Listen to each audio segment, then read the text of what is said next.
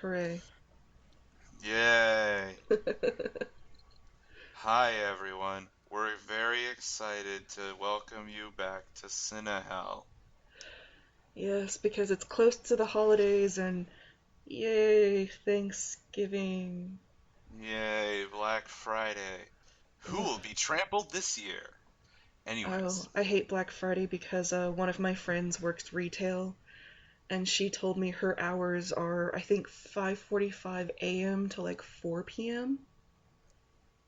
well, she doesn't have to worry. If her store opens at 6, she'll be done working by 6:10. Well, it's also she has to work Thanksgiving Day. Yeah, it's pretty crap. Like she works until close and then she has to go back and it's I don't know, but this is at the same time this particular retail store I will not say so for fear of you know, getting sued. They don't allow their employees to take off Christmas Eve. There's a lot of stores, I even think if you that's named one. I think that's kind of screwed up though. Yeah, well, I know somebody who works for Amazon who sets their computer up at the Thanksgiving table because they're not allowed to they're not allowed to get paid for it. They're off, but they still have to work. That's So I see her. She's always at her table, like at Thanksgiving, Christmas, whatever, working on the holidays because there's people buy stuff. Anyways, on a happier fun. note. Our podcast is officially Paul McGann approved. Yay! I if Paul any of McGann you has if any autism. of you actually live in the Dallas area and you know about the Dallas cons here, this past one, Fan Days, had some pretty big names: Elijah Wood, Sean Astin. Um, oh, I I think forgot I their know somebody who names. works fan days, come to think of it. There I need to find was out. oh, the guys who played the Phelps twins, Oliver and I'm so sorry, I forgot your names, but the Phelps twins. Uh, there was a lot of really big names. Is my point. One of which being Paul McGann. And I went Friday night, and it's dead Friday night. There's nobody there, so I got a picture with him. And I went to get his autograph, and there's nobody there. So he's like, "Yeah, hang out, talk for a little bit." And I can tell you this funny story. Because of the big Ebola scare we just had with the whole, I think 3 people were confirmed to have Hmm. it. There were signs everywhere saying you cannot hug the celebrities unless the celebrities start it, initiate it, and there was me and I think like 2 or 3 other people, and we're like, well, we want to hug you, and because we're such huge fans, but we can't. And he's like, well, who told you you can't? And I told him, well, there's a sign behind you saying we cannot physically touch you. So he turns around and he reads the sign, and I was like, well, no. He goes and he tears it down, and he just starts hugging everybody. He's like, "You're my fans, I never get to see you in Texas, so everyone just come in, bring the love, hugs," and he just hugs for everybody. And I told him like this is pretty cool because I do a Doctor Who podcast, and I think we did a while ago a special on Just Eight because he had that movie, Yeah, yeah, just for him. and he was like, "That's pretty awesome, I'm totally behind your podcast." And I was like, "We're Paul McGann approved." So we got Sylvester McCoy approval, we got Paul McGann approval, and in February, actually, at Fan Days, they're now calling it Fan Days 2.0 instead of the Sci-Fi Expo for some reason. Hmm. We're gonna have a Colin Baker, Colin Baker, Probably. and John You're Barrowman not again. getting Tom Baker. He doesn't leave he doesn't No, leave the English Isles. but yeah, we're getting Colin Baker and John Barrowman, so that's pretty cool. John Barrowman's already been checked off my Doctor Who meet list. But I'd say right now, approval-wise, we do have John Barrowman, we have Karen Gillan, Sylvester McCoy, Paul McGann, and I think it'd be pretty cool if we could get Colin Baker to say he's behind our podcast as well. Oh, that'd be awesome. He's one of my favorite doctors. I told you, this is actually another funny story. He already knows about this, so I'm not ruining anything. When I met Paul McGann, I went ahead and got Joey's Christmas present, which was an autographed picture of Paul McGann, which, by the way, I don't know when The that'll be there. surprise is ruined. Oh, please, you already knew it.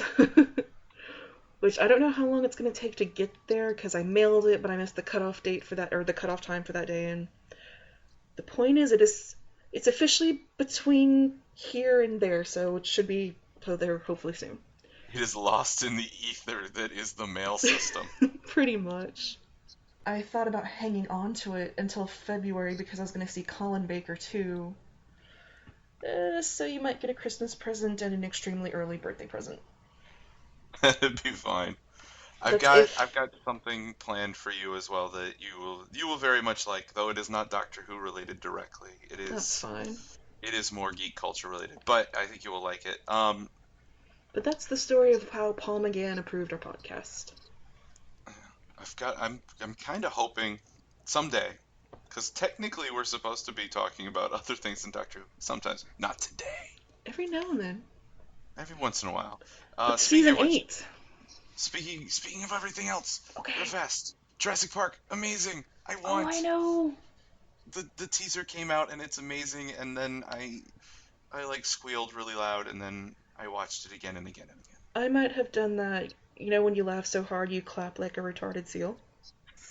I may have been I doing do that the. all the time. I may have been flapping my arms around like the laughing retarded seal. Which, no offense to the retarded seals out there. You went to college with me. You know that's my default laughter. You have a lot of defaults. Like I said, season 8. Season 8. So, uh, well, let's start Start with. off with I want to actually start with the finale. Let's start with the finales, Dark Water and Death in Heaven, because it's the most recent thing. We should talk about it.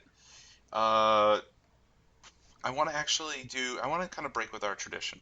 We always give our opinions at the end, and in this case, I was recently. While I was talking to some people, I had the opportunity to witness a different podcast being recorded. I don't want to give their name because I don't know if they want their name out there on like pimped out on somebody else's that they haven't had a chance to listen to and okay. But I had the opportunity to watch somebody else doing a video podcast, and they made a very good point when I was talking to them afterwards that when you're talking to somebody, your opinion will be changed based on what they say. Sometimes they'll point out something to you and be like, well, yeah, but you don't like this, but they did that on purpose because they want you not to like it. It's like an in joke, it's meta, and it changes your opinion. So I want to start by giving our opinions this time, going into it, how we felt about the trailer before all the other stuff that we picked up and that we're going to pick up from each other. So I will start with you. What was your thought, just like your final rating or whatever you want to call it for Dark Dark Water and Water Death and in Death in Heaven? Heaven. Hmm. Dark Water I enjoyed. I liked the mystery and the anticipation and the couple of little twists they threw in there and the cliffhanger. I was really liked that one and it really got me hyped up. Death in Heaven, honestly, I kind of wish they had done a two-parter because there was so much going What on, a like with two-parter. Missy and the Cybermen, and You then mean there a was three-parter? Danny and Clara and the Doctor, and there was just so much going on in such a short amount of time It was that 60 minutes. even It then was an it didn't. extended episode. It felt very condensed and it felt kind of cheesy and kind of. I just couldn't get behind it. Like when it ended, I felt disappointed. Yeah, I can see that. All right, let me give mine. I went into it expecting cheese, and at first it kind of felt like that was what I was going to get. The Cyberman Eye spoilers. Okay, yes, there's spoilers, and I don't care because you've watched this. If you're listening to this and you haven't watched it, what? What? Seriously, like, why haven't you? I think it's on Insert, iTunes. insert, insert David Tennant. It's just what? What? Like, Exactly. how Like, how really? are you this far and not having seen it? But uh, I went into it, and like the Cyberman eye on the door was really cheesy, and um, Missy, the way her acting at first time I watched it, felt really cheesy, but it grew on me. So I was kind of expecting it to be really cheesy when I went into Darkwater, especially because they kind of been building up this overwrought romance thing, and then they killed fucking Danny. in the first like 10 seconds. Yeah, that didn't see that one coming, honestly. That came out of left field, and I loved it. Because like I was sitting there watching the TV, and I was like, typical television. I actually said this to the person I was watching. I was, this is typical of television. I'm starting to get really critical because here he is walking across the street without even looking. You never see that in real life. In real life, somebody get hit by a car, and then he got hit by a fucking car, Karma. and I was like, "Oh my god, I killed Danny Pink." Um, It's all your fault. I made it happen, but I agree with that, definitely. I went into that, that caught me by surprise, and it kind of hooked me in long enough to get invested. Um, the whole Death Sphere thing was a little cheesy, but I love the character that they ran into, so that made it bearable because the character that you run into in the Death Sphere or whatever it's called was really cool. Um, and then outside of that Death universe where Danny is in the real world, stuff was really cool. The scenes with Clara were very intense, a little overmuch maybe, but really intense. And the stuff with Missy and with the creep factor were really really good. So going into Death in Heaven, I You was had high excited. hopes. I did have very high hopes. And honestly, while it didn't pay off the way I wanted it to exactly, I don't think it could have. You know, I thought about it this way. I watched Death in Heaven and I thought, a lot of that wasn't what I wanted, but on the other hand, I can't think of a better way to do it.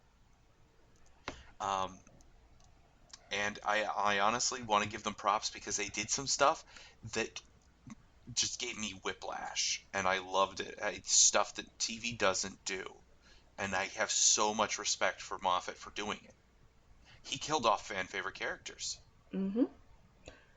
And I He think he killed killed, off two I of them, believe a and year then ago we were all saying, oh, well, we know Clara's leaving, and I believe they had confirmed about a year ago, they said, yeah, Danny Pink is going to be the new well, they said he was going companion. to be a companion, which he is technically.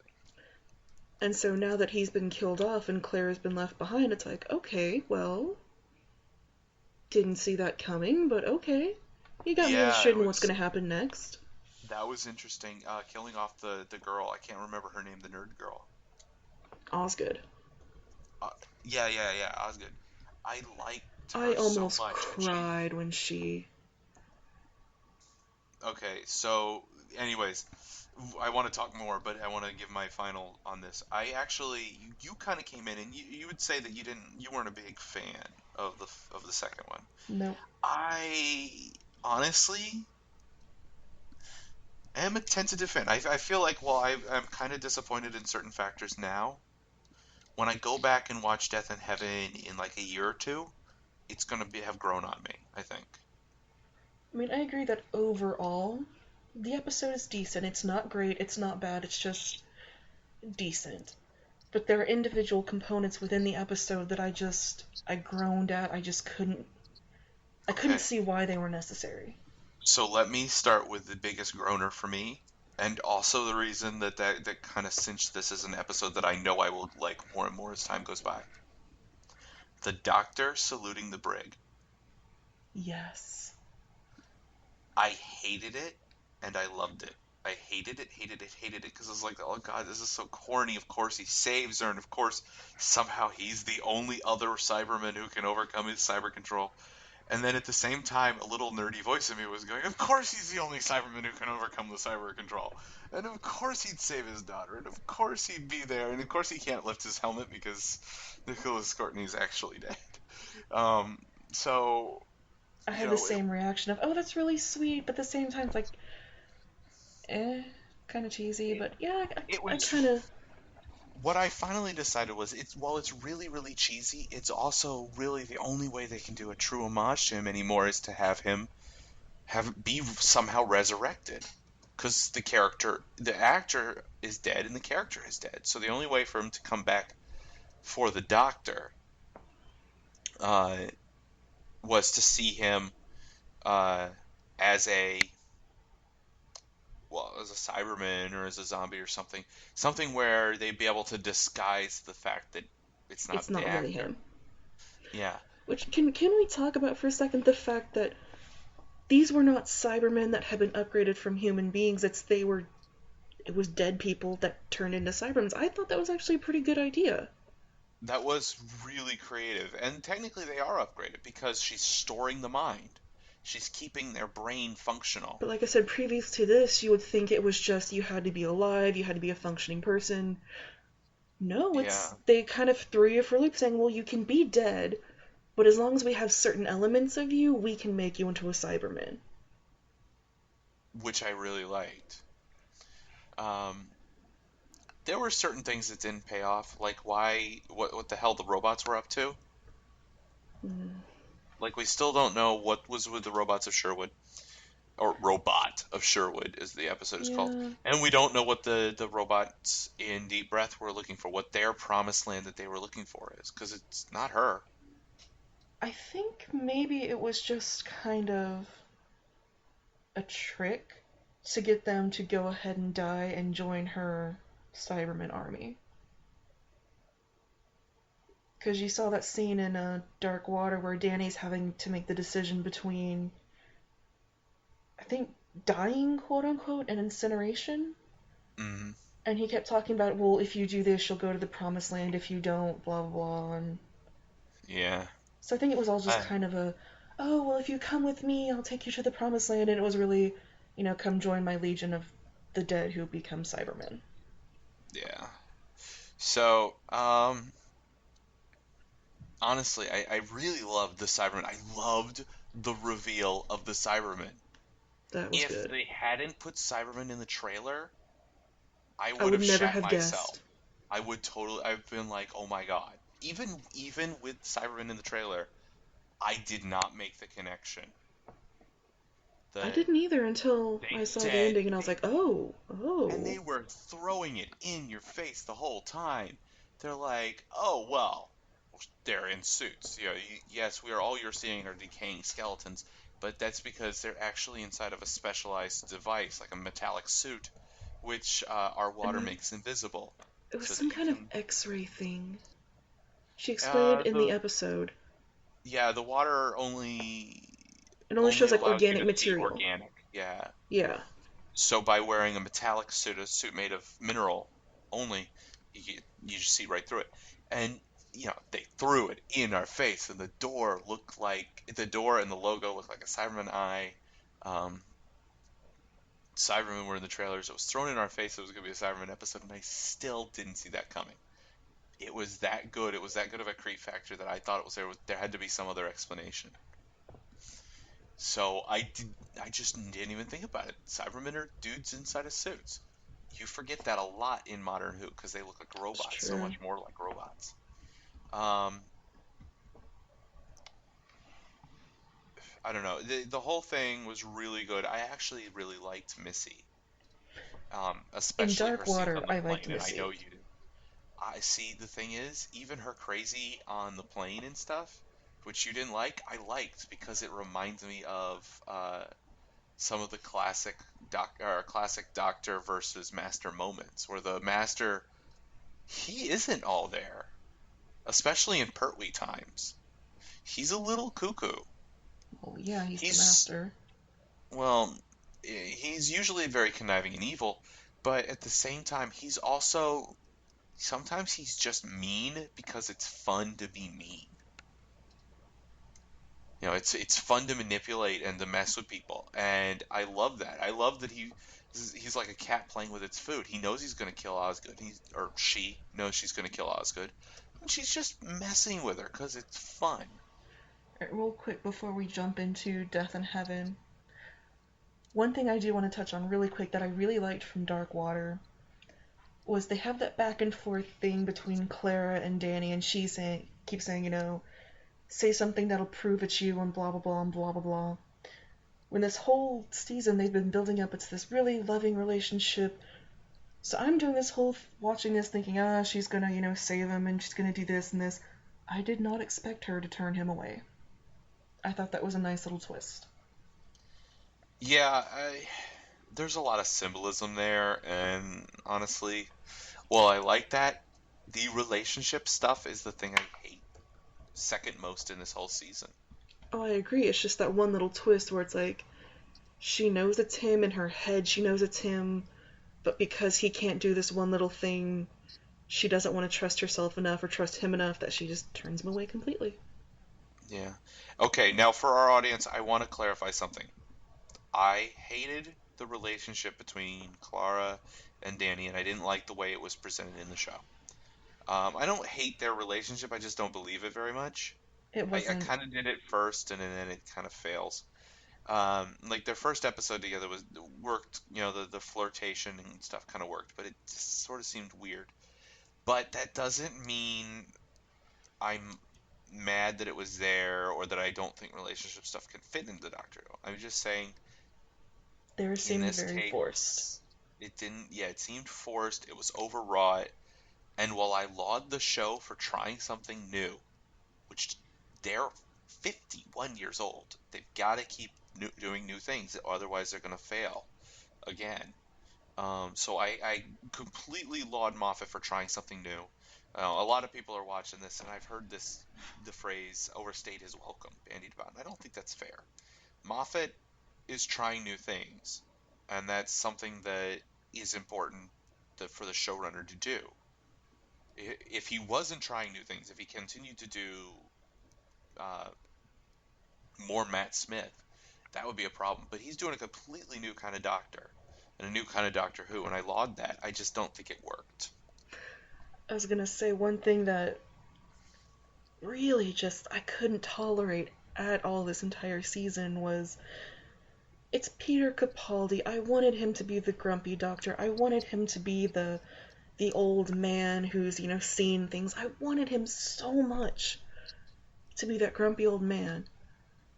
But at the same time, I felt they were trying to make him more like David Tennant, more like Matt Smith. So they're trying to force the humorous moments on him. And there were moments where it got overly cheesy. It got a little cartoony, if you will, at times. I mean, the season opener with the dinosaur, they actually had cartoon sound effects in there. I know. And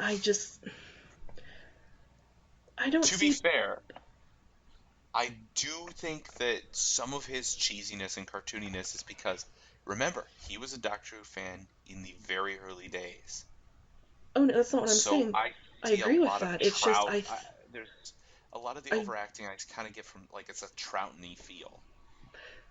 but at the same time, I do feel like they're trying to keep a younger audience by saying, hey, remember, the Doctor used to be Matt Smith and we still had David Tennant because they were the most popular ones of the newer years. So it's like we have to keep having little throwbacks like the do you want to get some coffee in Glasgow? I don't have money. There's the obviously Rose and Nine, and there's Hmm. obviously little throwbacks to 10, there's little throwbacks to 11. They even had him have like two cameos in the season 11. So it's like, no, I want this to be Capaldi season, not Capaldi and everyone else beforehand. I wanted him to make his mark, and I have yet to see that. Maybe I honestly. Well, let's finish Death in Heaven and then let's go real quick through all the others, Yes, just so really, really quick, because I don't want this to be an hour even. it's true. So let's get to Death in Heaven. Did you want to start, or you want me to? I'll go ahead. Death in Heaven again didn't really do anything for me. I thought they were trying to do way too much in way too little a time. There was characters brought in and killed off, and then other characters who like went missing and then returned at the end, and it got jumbled. There was too much going on. But the two things I hated the most. Um, Missy, I know you're the master. I know you're supposed to be out of Mistress. your mind, insane, completely mental. I couldn't. I did not like it when she pulled Osgood over and she's like, I'm gonna kill you because I'm completely bananas. That doesn't seem like something the master would do, in my opinion. Holding my tongue, but put a bookmark on that because there's some I want to It talk was about just, it that in was a little bit. too overtly, too cheesy. And then the whole send off with Danny and the Cybermen. I understand it's dramatic and it's sad, but you kind of dragged it out for me. Like, you really, really poured on this. He's a war hero, and now he's sacrificing himself for the greater good, and it's like, okay, you didn't have to make that like 10 minutes long. I kind of got the point in the first 2 minutes, but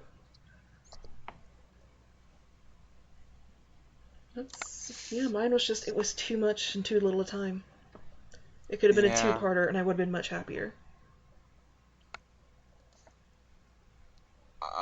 Well, technically a three-parter because the first part was Dark Water.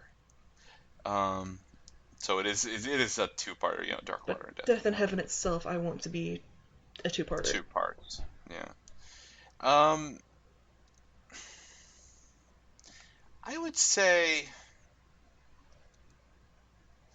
I give you credence on a lot of these. These are good arguments, but at the same time, I liked it for a lot of the same reasons that you didn't like it. Like the scene where she was messing with Osgood. I forget what his name, Richard Anley, I want to say. I can't remember. I see a lot of the Fifth Doctor's master, the one that he had to deal with, and the one that the Sixth Doctor had to deal with a lot more in her craziness.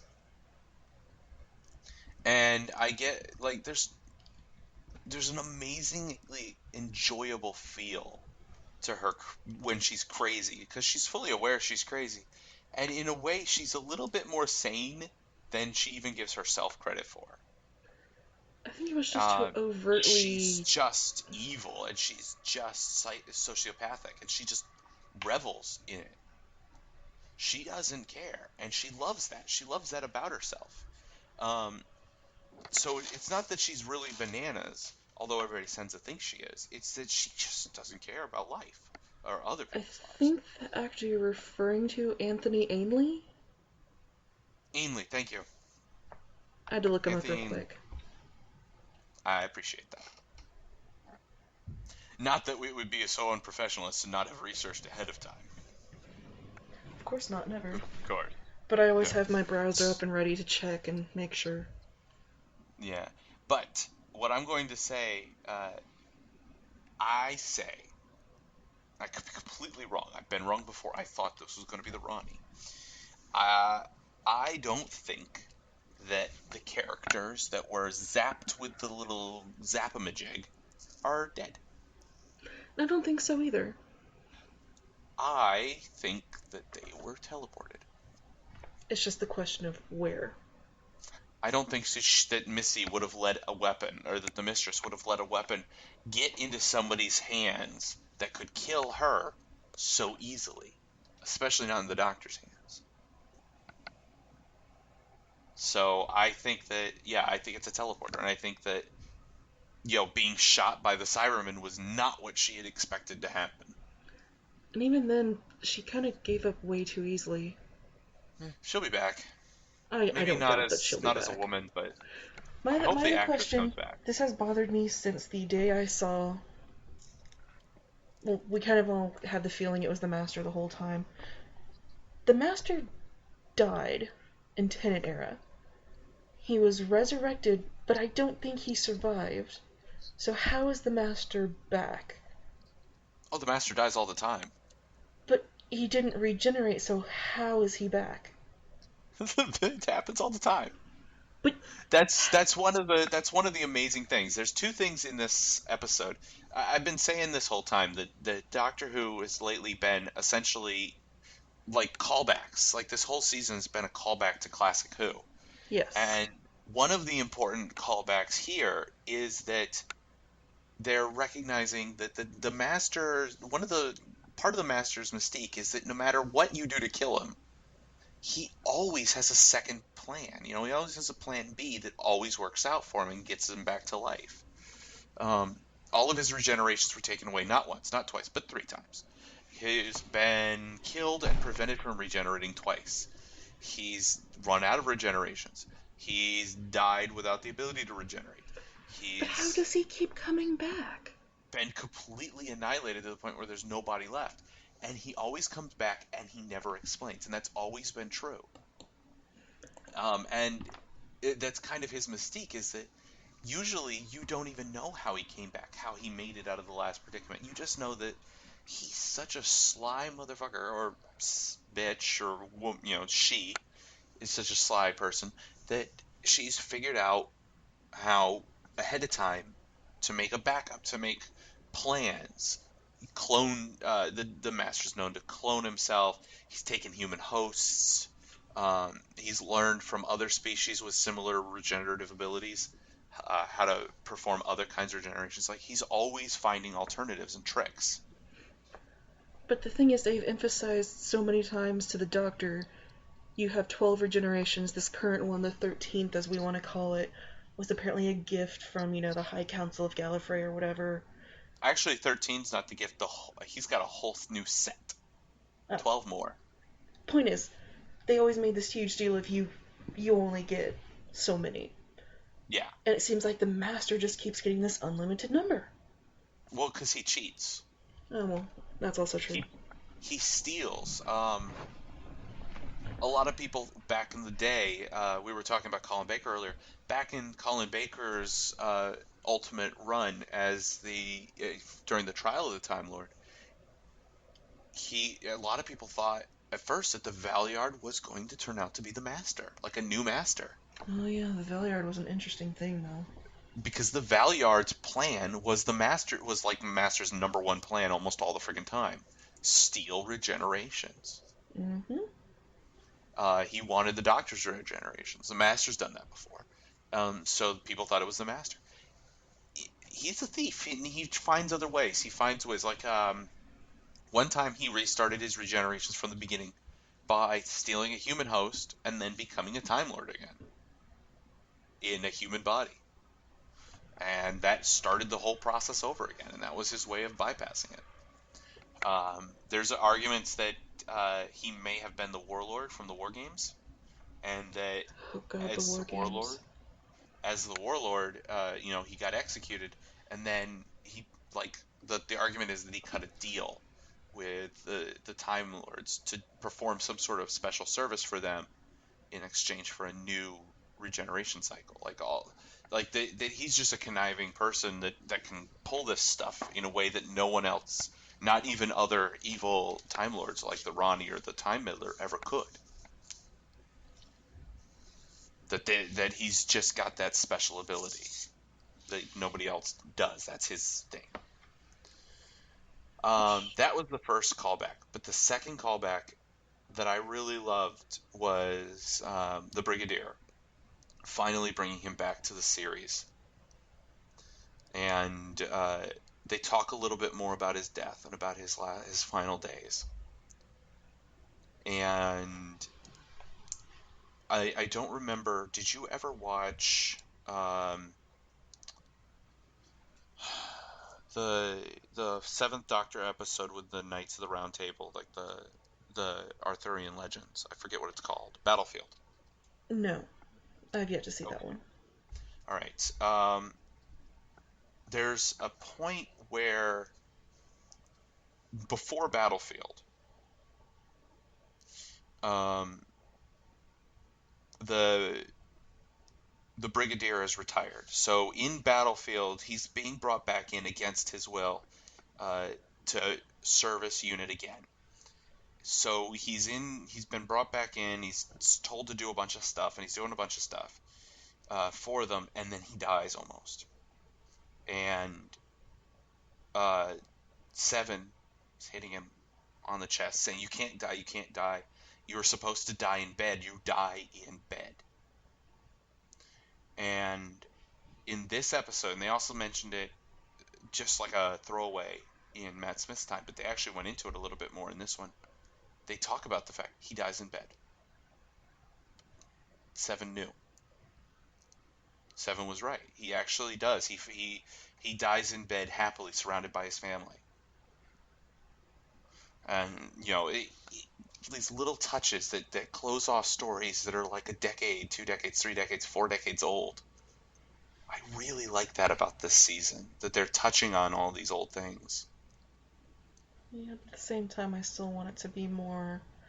This is Capaldi's More, season. at first I kind of felt that way too, but the more I watch it, the more I'm starting to feel like maybe that is Capaldi's thing. He is the oldest actor to play the Doctor, and that's significant. Not just because, it puts him at a higher point than anybody else, but it also means that he's seen every single Doctor. He was there sitting at a TV somewhere in England for the first episode of Doctor Who. He's been watching since oh, I forget what the it wasn't Impossible Girl. What the heck was what's the episode? The very first episode. What's that called? Adventure in Time and Space? I No. believe so. No. It had something to do with Susan, An Unearthly Child. an unearthly child. He's been watching since then. For in a way, he's been a Doctor Who fan. So in a way, this is his season. He's he's the Doctor who's a fanboy because the actor is the only fanboy who's ever played the Doctor, who's lived through 12 Doctors, 13 if you include the War Doctor. Mm-hmm. He's everything that is this Doctor is a derivative of other Doctors. So, seeing it now, it's less off-putting and distracting to me. And it's more of like, okay, so that's sort of that's what this Doctor is. He's the Doctor who remembers all the other Doctors, and he remembers all of the other adventures, and so he's hardened, and it informs his character to me. He's this is where we're gonna talk about the other episodes. Like Deep Breath, he's sort of finding himself. He's trying to figure out which Doctor he is as he gets deeper, into the Dalek. Oh right, he's the Doctor he hates. He's got the fourth Doctor, and he's got the second Doctor, and he's got the who's the other one? There was another Doctor. I guess new Doctors would be There's a lot of Tennant. doctors.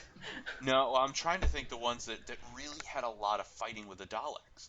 And he's like, oh, Nine well, did. Nine had a lot of fighting with the Daleks. 10 had a lot of fighting with Daleks. Um, 11, not so much, but he had Not so some. much 11. But He had some as well. The classic Doctors 2 and 4 fought the Daleks quite a bit, and the first Doctor fought the Daleks quite a bit. He's all of these old Doctors, all of this old hatred is still there. All of these times, all the way back, and he even mentions that. He says, um, I was just a man running away with the box and my granddaughter, and then I landed on a planet that I'd never heard of called Skaro, and everything changed. That's when I became who I am. That's you know fighting, saving the thralls, or the Thals, I mean, helping them fight back against the Daleks who had conquered their world and were set to conquer the galaxy. That was what made him the Doctor. He goes on into Robot of Sherwood. He starts talking about the third Doctor and the things that he learned from people like Peladon and the kings of the ancient days.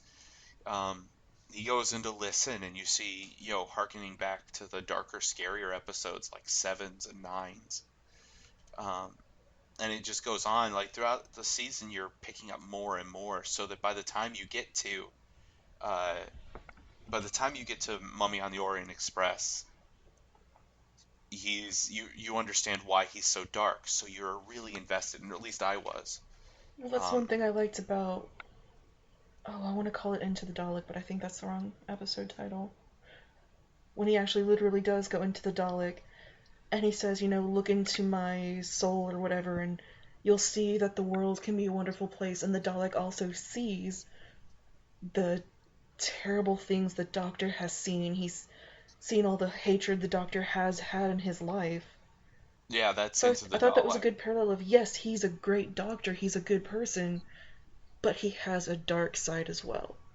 Right, and that's the thing. I feel like a lot of this season, I didn't like a lot of the season. I felt like it was kind of filler. There wasn't a lot developed, and I feel like a lot of that was because you're kind of seeing an evolution for the character, and it's subtle enough that a lot of people are missing it, or maybe I'm just seeing things because I want to see them. But No, I it, agree with you. It did feel like a lot of filler, like some of the arcs didn't feel connected, and that they Yeah, were, which again, if you can hear there's a dog barking in my alley, I apologize for that. that's okay. You can probably hear my phone going off But every once in a it while. was just kind of like they were just individual episodes. There was nothing really connecting them until towards the end.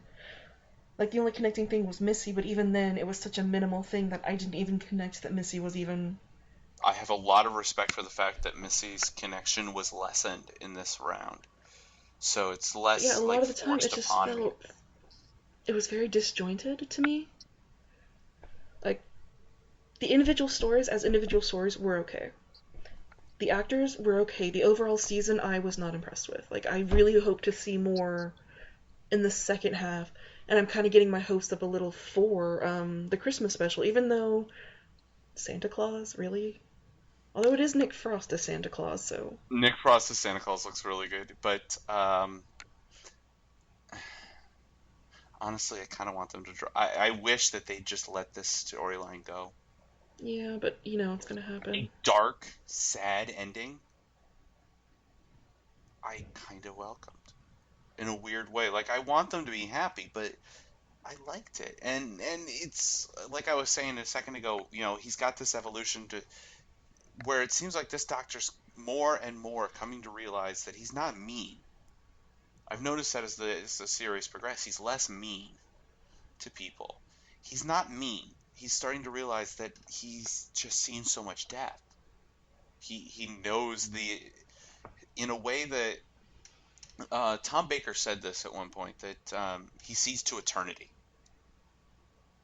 and Colin Baker said the same thing in his first episode. You know, the grinding engines of eternity that are driving him mad.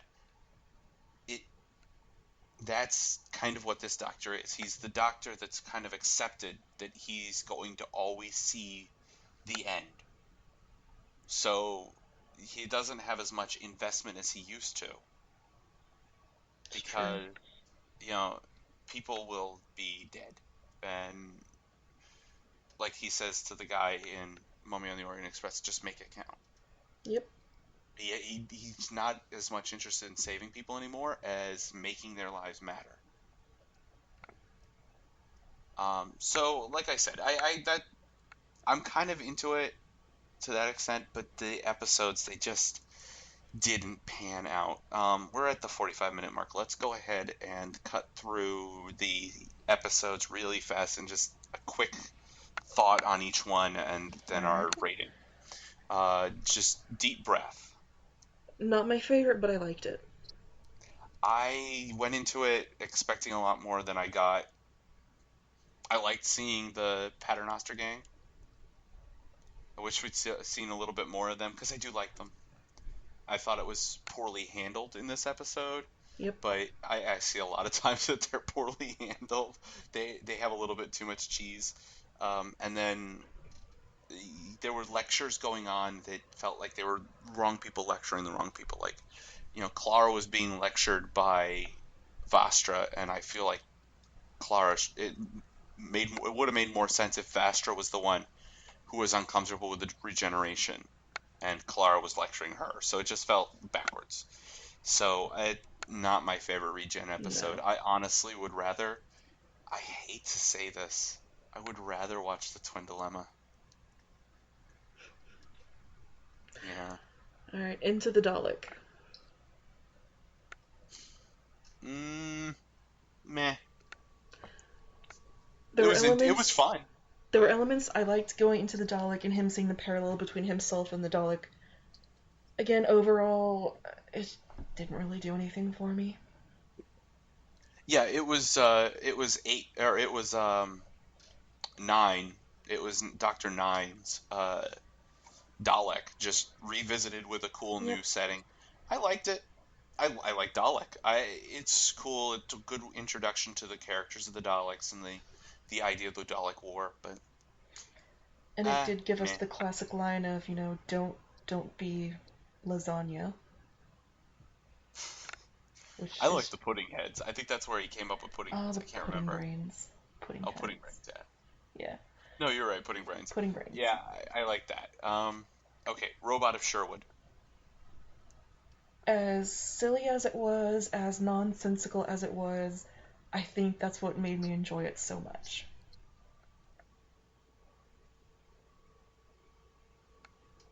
Mm, I this is one where when I first watched it, I was like, "Oh my God, this is so stupid. Why am I watching this?" And I'm gonna cut ahead a little bit and say that this, followed by Listen, and I was ready to step away from the season for a while. But when I watched it, I was like, eh. But rewatching it after the fact and just kind of going into it is this is just a fun episode that doesn't really lead anywhere. It was fun. I enjoyed it. Exactly. It was It the was absurdity of it cheesy. all that was so much fun. It was cheesy. It was ridiculous. There was big fights and stuff. There was firing a golden arrow into a machine fueled From by gold will however somehow long away.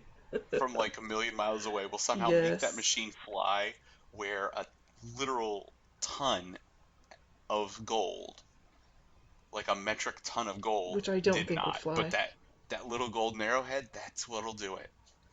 Uh, it was cheesy, but I liked it as just And like a again, it was cheesy the episode. absurdity that made it so much fun. Yeah. Okay. Listen. Listen, Um, we talked about this one a lot before. this one has to be one of my least favorites. It, It led a lot of places that it didn't pay off. yeah. Like, I thought it would be go somewhere like, oh, you'll learn more about Danny Pink. No. Oh, well, we'll learn more about the Doctor. You really don't. So Maybe it's like, we'll get a new alien. yeah, so it was I like, mean, I was everybody. building up, like, I honestly thought it was a new alien that maybe we had never seen before. No, it was just Clara. Well, it was Claire for the Doctor, but what about that one that was in Danny Pink's room? I I don't. I listen to other podcasts. There's a podcast that's filmed out of Dallas. Well, partially out of Is Dallas, it TARDIS Tavern? the Chartist Tavern. That I was watching, and they said it. I was like, they said almost exactly what I said. That's not a human that was Just, standing. That was like fuzzed out. That's not a human. What the hell was that? But it no, didn't pan they out. forgot about it. Yeah, a They didn't lot of resolve it, ones. so it's like, okay, I'd like to know what happened. Yeah, so there was a lot of arguments that didn't really play off and just were wasted. Um, Meh, just not. I won't be probably watching Listen again. And then we It was have artsy. It was Time like the art. Heist. I liked it. I I'm didn't.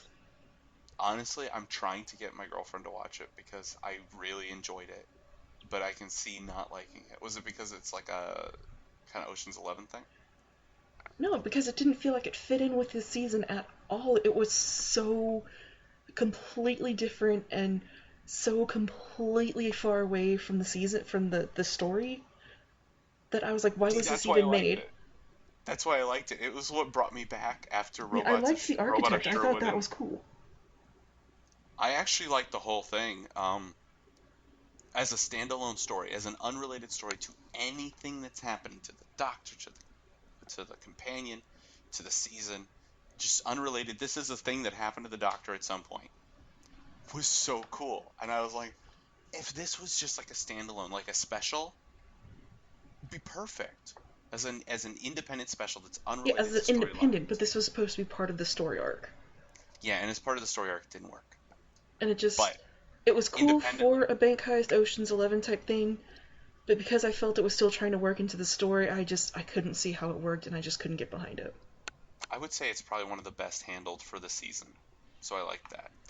But yeah, I can see your point that it was out of continuity for the rest of the story. So It's a like good what the episode. heck? It's really cool. It's really interesting, but it's so disconnected from everything else that I just couldn't understand why it was there. Yeah. It was there because Robot of Sherwood and Listen were lukewarm at best. And they True. needed to get people back in. Okay, The Caretaker. I really wanted to like this one. Me too. Like I thought, oh, wacky adventures with the Doctor as a caretaker with a bunch of humans. Oh, this should be fun. No, it's just kind of annoying. You know what I thought going in? I was like, oh, this is so cool because they're at Coal Hill and he's going to be visiting Coal Hill. And you know who's the superintendent of Coal Hill? Yes. or the Chancellor of Coal Hill, I think it's is Chancellor. Ian Ian Chesterton. I was hoping Chesterton. maybe there'd be a throwback to Ian Chesterton. The actor's still there, but they didn't do it, and it's like, why? You had the perfect opportunity for him to just pop in and like not knowing who he is, chew the caretaker out for missing a spot or something, And and just have like this cute moment where he doesn't acknowledge that he's the doctor. He doesn't ever know that he's the doctor, or that Ian Chesterton like.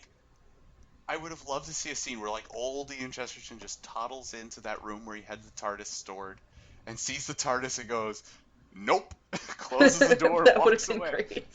That would have been amazing. I would have loved that. Just this moment where he's like, "Nope, nope, not We're anymore." like, ah, not again.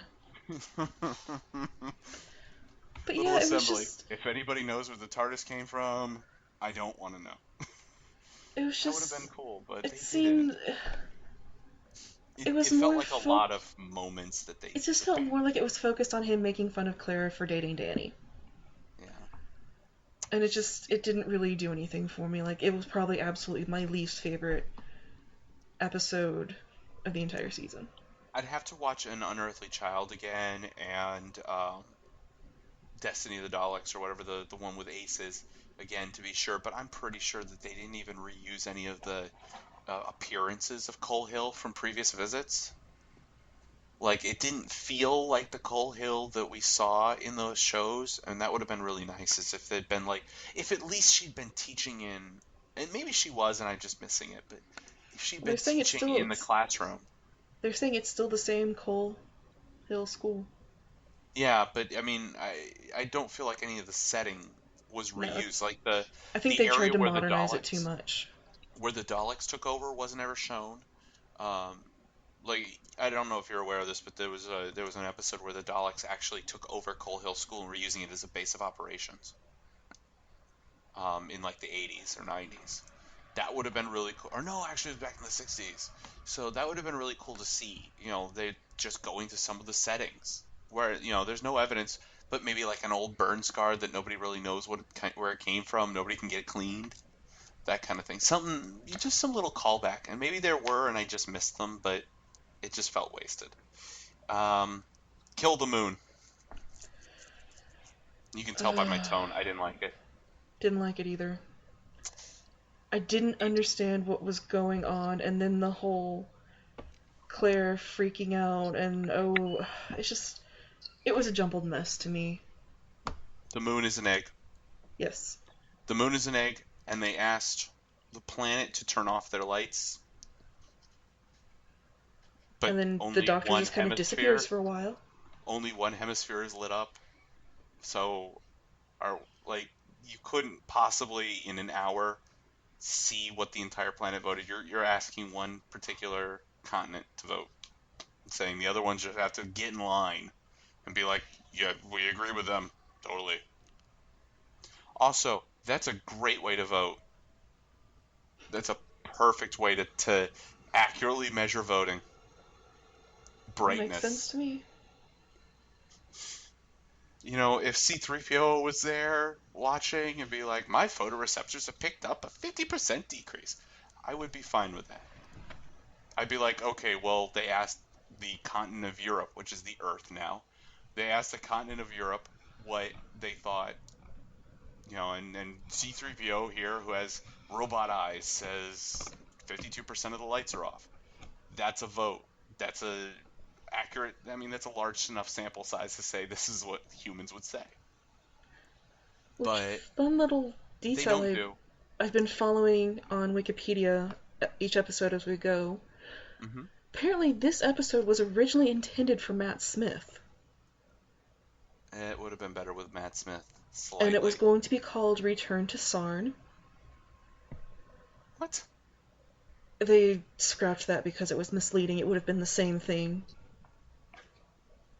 And they said they would have made it more, and I'm quoting Stephen Moffat on this. So Stephen Moffat said to, quote, Hinchcliffe the shit out of it for the first half. I am not kidding, unquote. Meaning essentially to make it frightening, this is in reference to Philip Hinchcliffe, who produced Doctor Who from 1974 to 77, I a like period Hinchcliffe which was era. especially frightening during the classic series. I would have loved to have seen it if they had done it that way. I would love to see Hinchcliffing. Um, and I can kind of see it. It felt like, like a Troughton or Pertwee era sort of type of story, in its setting and in its kind of atmosphere at the beginning. So I can see where they were kind of, they had a lot of old classic Who feel They to it. had the But potential, but it didn't quite hit that potential. yeah. So, yeah, Mummy on the Kill the Orient Moon. Express. I want real fast. I just want to say, Kill the Moon is my least favorite episode of the entire show because of the clincher of the fucking moon is an egg. No, Yeah, I no, couldn't. bad Doctor Who. You go sit in the corner and think about what you've done. Go home, Doctor, you're drunk.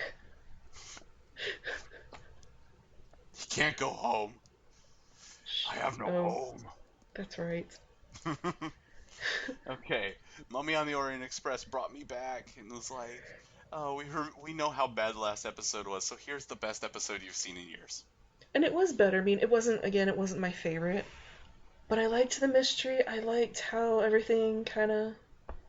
I liked it. It's just, I can't really pick out a specific thing that, oh, I really I liked this loved or I it. really liked this. It was just overall, I really enjoyed it. I loved the timer. I loved the artistry. I loved that they used a modern singer. Um, and they presented it in a way that it felt like they just didn't like that they were trying to relive a piece of history that they don't accurately remember.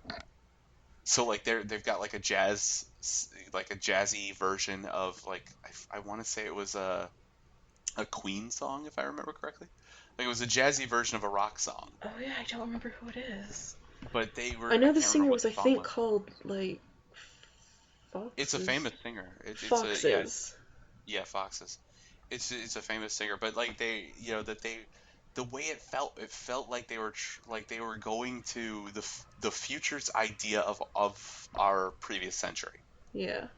when they don't when they're not really accurate to the year anymore, which 100 years from now they're I not have going to to be. admit, one of my absolute favorite things was, even though I've been kind of against the references most of the time, it was the references. Like when he first sees the mummy, he does say, "Are you my mummy?" When he's talking to the professor, he pulls out I this thing, know. and you think, "Oh, he's gonna offer him like a cigar." No, he offers him a jelly baby. I know. I loved it. I loved the whole thing was really well done. So, Um, Mummy on the Orient Express definitely one of the favorites. I'm gonna say it right now. And this is the only line you need to hear from me about this episode. Best episode I've seen in years. That includes several classic episodes that I've been watching recently. This Uh, is just so good. I I have to really, disagree because as of right now, nothing can really top the 50th anniversary special for me. mm, I like the 50th, but I honestly felt like uh, for a 30-minute, 45-minute long episode, Mummy on the Orient Express, For what perfectly it fit was in that. good. For the season, it was amazing. I like it. I think a lot of it was because it was built in a way, you know how it was. Here's how it was. It was a lot like those movies, like Hot Fuzz. It was built to fit a specific time frame, and it was built to be just this little isolated individual story.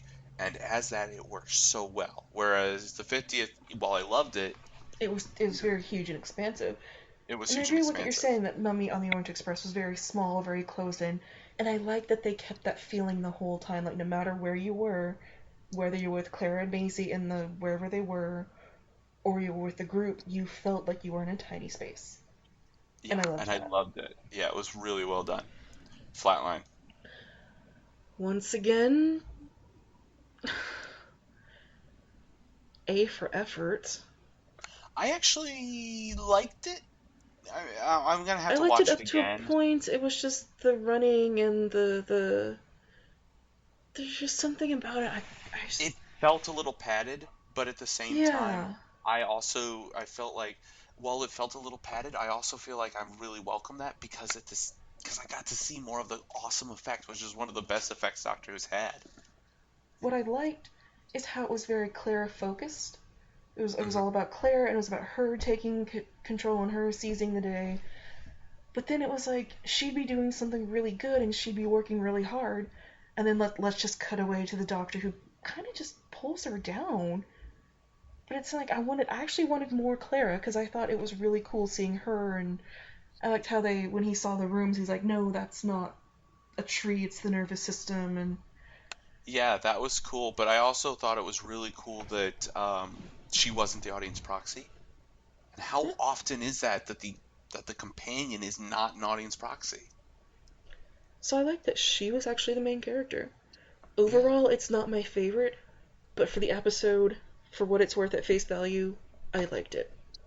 I did like that a lot. I quite enjoyed Flatline. I thought it was creepy. They did a good job in both Mummy and in Flatline of giving a little bit of a creep factor. Whereas like the monster in Caretaker, for instance, was just it's so forgettable. You forget it even had one, and it wasn't the scare factor that they wanted you to have, and the creep factor, the worry that they wanted you to have that would give the episode menace and urgency. They didn't have that in their first part of the series, but Flatline and Mummy both did it really well. So I appreciate those. And then we went into In the Forest of the Night, the most grandiose title of the season. I thought it was kind of stupid, honestly. It was dumb. I didn't like It it. was. I liked it a little bit at first. I have to admit to having been biased by other people on this one. I liked In the Forest of the Night as just an episode. I wasn't a fan of it or anything. I was just like, that was okay. Well acted. Yeah. But later on, it was like, the little girl overacts, but I can forgive that. But worse, Clara doesn't act like Clara. I steal that from the No. TARDIS Tavern, but she doesn't act like her. Um, She gets very angry, she very gets really defensive. angry, and then she has no interest in saving children. I thought she did have the interest. Like her soul, the way I saw it was No, she. when the doctor's like, okay, well, there's not, I can't save the Earth. There's nothing I can do. You're gonna die. Oh yeah, because he says Let he me can take them save the all on the children. TARDIS. Put the kids on the TARDIS now. And he's being the good guy, and I love that. I was like, yes, finally, you're the doctor again. And Pat then you on Clara the makes this shoulder. big Good deal about job. I don't want to be the last person on Earth. I don't want to be the last human. But she also wouldn't let the kids go because they wouldn't be happy without their parents. And he's Oh, like, well, fuck them. I don't care. Get the kids on. We have to save children. oh, Um, she just and yeah. she's It's one of those always where I just about Clara saving kind of kids. ruined the whole thing for me. It was very out of character as far as I was concerned. Because Like if Clara, actually if they had left out Clara and just kept Danny, I would have been okay with that. yeah, if Clara had been like trapped in her home or something throughout this episode, and it had If been a this had Danny actually been episode, more Danny centric, I would have liked it a lot better. Because he kept his head. He was like, okay, this is what's going on. This is what we need to do. He goes and into military and mode. you know what? You're absolutely right. If I'd seen Danny and the Doctor interacting and having all these discussions without Clara, and Danny having to be like, all right, well, you're the only one who can explain weird stuff, so fine, I will go with you. And kind of being forced into doing it because he knows about the Doctor rather than Clara dragging everybody to go see the Doctor. It would Mm-hmm. have worked better. And that brings us to We're Darkwater back and right up Death to in Dark Heaven. Water. And Dark Water I liked. Death in Heaven, eh. I liked it. I felt it was overwrought in Death in Heaven, but I like both. I think that as a whole, as a story, as the story with Missy or the Mistress, and the Cybermen, the whole thing was really good. It gave the Cybermen menace again in a way that they haven't had in a long time. It reminded you of what Cybermen are, that they're people. So yeah, sum total, I liked it. Not my favorite I finale have to admit, one thing I of the really new did like series. about Death in Heaven was Danny has that whatever that bracelet or whatever that allows him to come back. And he chooses Oh not to come yeah, back. He sends he back the sent the kid kid. he I accidentally love killed that. in combat. I love that. I Although, liked that they didn't bring him back because that would have been too cheesy and sentimental. So I thought this is what Danny Pink in real life would have done. yeah, and I was like, well, that's the best payoff you're going to get. Even though I'm the kind of like I'm the over analytical, kind of cold, wet blanket kind of person. That's just like, so you sent that kid back? Why not the other kids? There's all kinds of kids are getting killed, sir. Or Yep. you could have sent Lincoln back, and Lincoln could have saved America. Or you could have you could have revived some major figure from history and sent them back and be like, here's Mozart. He's going to enrich our planet. Or here's Einstein to help fix what he screwed up in science. Give him a second chance. But we didn't really. He sent the kid back. So I'm just being. That's just me being a nitpicker. And being like, oh, send that one kid back. All these other kids teaming up. But like I always like to say, those orphans didn't have parents anyways. So it's okay. It was very interesting. And I do, as much as I hated the ending, I do like that they both lied to each other. Like, oh yeah, Danny and I will be happy, and yeah, I found Gallifrey. It does show that there's that mutual love of they both want the other to be happy, and they really don't want to break each other's hearts. I love the scene of him where he was. They did a really good job with that, where they counterbalanced him saying, "Oh yeah, I found Gallifrey. It's right there where she said it was going And to be. it's So just everything's blank fine." space. And it's blank space, and it's silent. You're not hearing him do anything. You're just hearing the voiceover. But you've got him just breaking down and weeping. And throughout this season, there have been moments where the Doctor's acting has not, to me, matched the scene. There's a scene in Death in Heaven, just after this, where she knocks on the door of the TARDIS. I think it's just after, where she knocks on the door of the TARDIS, and he pokes his head out. It's like, what? What is it? And he looks so confused. He looks like he's old and senile and can't remember his own Mm-hmm. name. And it just doesn't match with the scene. Whereas that one scene where he's just breaking down because Gallifrey isn't where it's supposed to be, It was and he's it was weeping. a great ending to a I mediocre. loved it. I thought it was above average, but I thought it was a great ending to a meh episode. And I'm kind of excited to see the next one, even though I'm not exactly excited that it's about Santa Claus. But then then the rest of the it season's could be coming up. very Christmassy. Actually, no. That's it. This is it. This is season 8. That was it. Really? I could have sworn there was going to be more. Not that I know of. Huh. They decided to put it all out in one. But they're supposedly going to be starting season 9 earlier. That's good.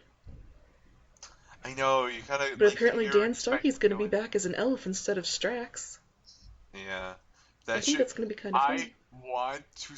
Because I want it to kind of be like an alternative world. Where characters, people that you're familiar with, and I think it might be, where people that you're familiar with are coming back as other characters. Because you know who else is in that? Oh, Michael Troughton. Yeah, Which, for those of you who don't know, he's the son of Patrick Troughton. and brother of David David Troughton. David Troughton. David Troughton I, was he far was more in active. he was in the War Games, The Curse of Peladon, and he was in Midnight. Yep. He was also in. Oh man, there was another one he was in. The last Christmas thing references David and mentions the War Games where he was a soldier in the Curse of Peladon where he was King Peladon. Um, but David has also played his father in several things in the because he sounds just like Patrick Troughton. So David actually played the Second Doctor in some stuff in some of the audio dramas and some of the animations, and he was a he was like an extra in one of the first Doctor episodes. So I definitely think this is going to be So Interesting. I'm really hoping that we have a similarity between Second Doctor, Pat, Patrick Troughton, and Michael Troughton. You know, because I don't know anything about Michael Troughton.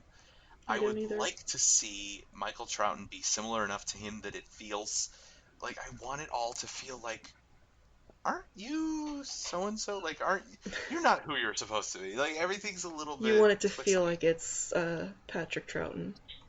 Yeah, I want it to feel like it's Patrick Chan. I want Dan Starkley's elf to feel a little bit like Strax. So I do want I. I want all of the I want it to be kind of one of those Christmas mind benders, like the I had a dream and you were there and you were there and you were there. You know, I want one of those moments where it's like, is this really happening or is this like all in his head? Like, what's going on here? That would be kind of cool Yeah. because that's very Christmassy. And the Christmas episodes, face it, they need help. A lot They're, of the episodes currently need help. well, the Christmas episodes in particular, sometimes they're not very good. The first one with Donna, or no, that was the second one with Donna, I liked. And I didn't dislike the first one. The first one was actually pretty entertaining, where with Rose and the all the weird stuff that was happening, and they couldn't wake him up, and everybody was being controlled by. It was not Christmassy in the least, but I liked it.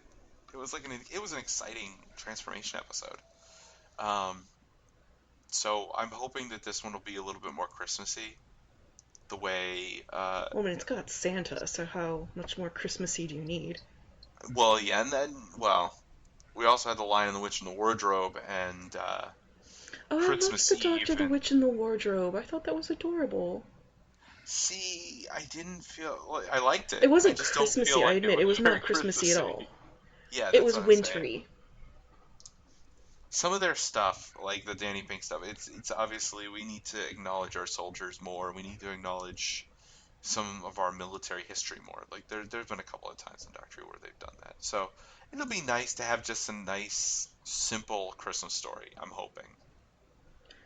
But again, it's got Santa, so it's gonna be. I'm pretty sure it's gonna I'm be. hoping it's nice, simple, and child friendly as opposed to the one with the flying sharks. I forget what that was called.